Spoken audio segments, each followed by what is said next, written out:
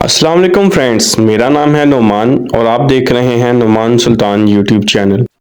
Friends, घर की सफाई जितनी भी डीपली क्यों ना कर ली जाए, एक चीज़ फिर भी हमेशा रह जाती है और वो है बिजली का बोर्ड। क्योंकि हम इसे गीले कपड़े से साफ नहीं कर सकते, तो खुश्क कपड़े से तो इसकी डस्ट वगैरह क्लीन हो जाती है, लेकिन इसके ऊपर लगी हुई चिकनाई या दाग धब्बे वगैरह खुश्क कपड़े से साफ नहीं होते। इसके लिए गीला कपड़ा और साथ में कोई सोप वगैरह यूज़ करें तो वो साफ तो हो जाता है, लेकिन बोर्ड में बिजली की वजह से ये अमल खतरनाक हो सकता है।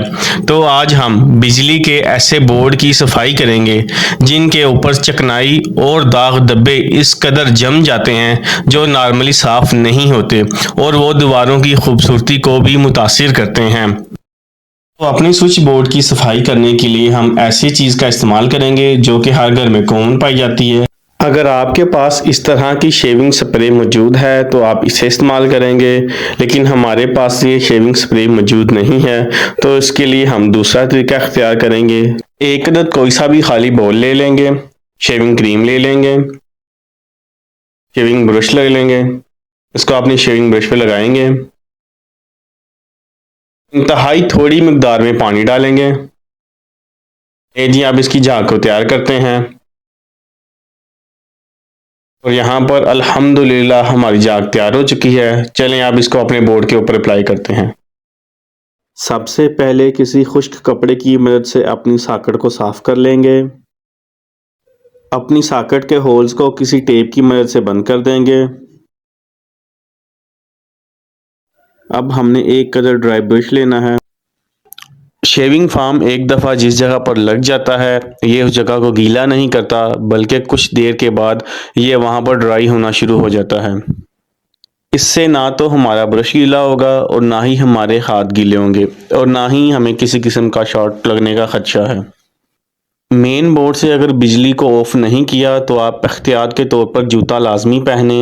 हम इस फार्म को इस पूरे बोर्ड के ऊपर अप्लाई कर देंगे।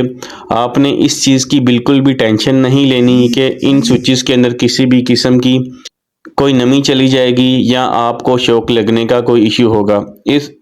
इस फोम से ऐसा कुछ भी नहीं होगा। कुछ लोग इस तरह के बोर्ड पे टूथपेस्ट का भी यूज़ करते हैं, लेकिन टूथपेस्ट यूज़ करने से हमें बाद में इसे साफ़ करने के लिए गीला कपड़ा यूज़ करना पड़ेगा।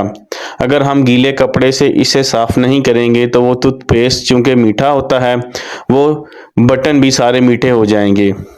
जब हमारे स्विचेस मीठे होंगे तो ज़ाहिर सी बात है उसके ऊपर मक्खियाँ आके बैठेंगी और हमारा स्विच बोर्ड बहुत ही जल्दी दोबारा गंदा हो जाएगा। फोम अप्लाई करने के बाद हम इसे यहाँ पर 10 से 15 मिनट छोड़ देंगे और चलते हैं अपने दूसरे स्विच बोर्ड की जानिब। सॉकेट के होल्स को खुश्क कपड़े से साफ कर लेंगे। सॉकेट के होल्स को टेप की मदद से बंद कर लेंगे।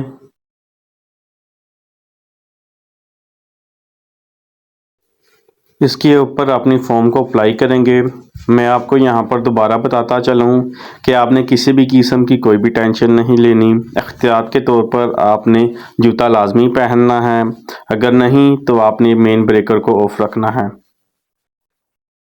हमने यहाँ पर अपने फोम को अप्लाई कर लिया है तो यहाँ पर इसको 10 से 15 मिनट छोड़ देंगे।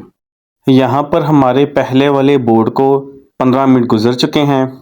अब 15 मिनट के बाद इस ब्रश को गीला किए बगैर हम इसी ब्रश से इस फोम को इसके ऊपर अच्छे से रगड़ना शुरू करेंगे और जहाँ जहाँ पर भी इसकी मैल और दाग होंगे काफ़ी हद तक वो गल गए होंगे, माइनर सा ब्रश रगड़ेंगे तो वो साफ़ होते जाएंगे। अब किसी खुश्क कपड़े की मदद से हम इसकी शेविंग जेल को उतार देंगे।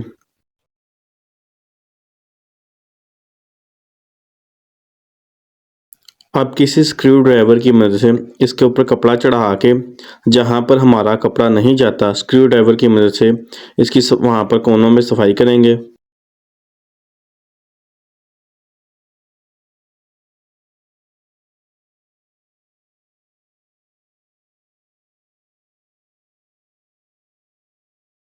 लास्ट पर हम अपनी टेप को उतार देंगे। अपनी शेविंग जेल को एक कपड़े के अंदर थोड़ा सा लगाएंगे। ऐसा करने से फ़ोम तो अंदर ही रहेगी, लेकिन इस फ़ोम का असर कपड़े की दूसरी जानिब चला जाएगा और इसे हम एहतियात के साथ अपनी सॉकेट के ऊपर रगड़ेंगे। फ्रेंड्स, यहाँ पर हमारा मुकम्मल स्विच बोर्ड साफ़ हो चुका है। अब चलते हैं अपने दूसरे बोर्ड की जानिब। ड्राई ब्रश की मदद से इसकी फ़ोम को रगड़ेंगे।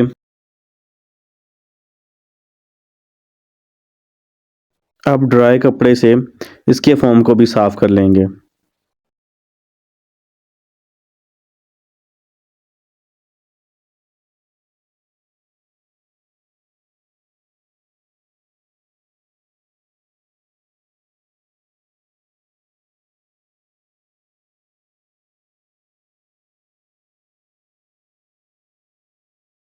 अब यहाँ पर इसकी दोनों टेप्स को उतार देंगे और सेम फार्मूले से इसकी सॉकेट्स को भी साफ़ करेंगे। हमने खुश्क कपड़े से अपने बोर्ड को साफ़ कर लिया है और ये किस तरह से चमक रहा है। फ्रेंड्स, वीडियो पसंद आए तो वीडियो को लाइक और चैनल को सब्सक्राइब लाजमी कीजिएगा। मिलते हैं आपके साथ अगली वीडियो में, तब तक के लिए अल्लाह हाफ़िज़।